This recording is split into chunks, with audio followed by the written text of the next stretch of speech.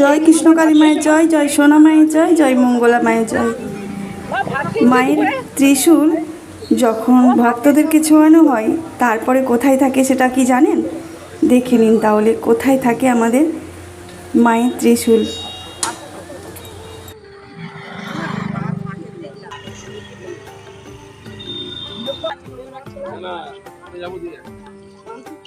মা যতক্ষণ ভক্তদেরকে ত্রিশূল ছোঁয়ান ততক্ষণ মায়ের হাতেই থাকে।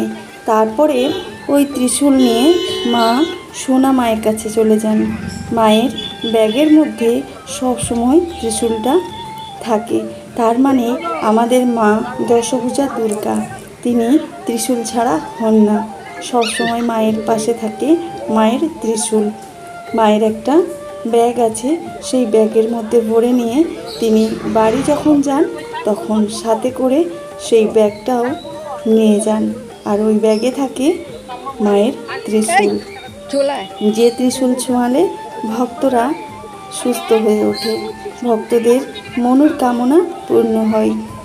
ওই ত্রিশূল মায়ের কাছেই থাকে, সর্বদা মায়ের সাথে। আপনারা দেখতেই পাচ্ছেন মা এই রাস্তাতেই বাড়ি যাবেন আর সাথে নিয়ে যাবেন মায়ের দেওয়া, কৃষ্ণকালী মায়ের দেওয়া মায়ের ত্রিশূল। এই যে ব্যাগ দেখতে পাচ্ছেন, এই ব্যাগের মধ্যেই আছে আমাদের মায়ের ত্রিশূল।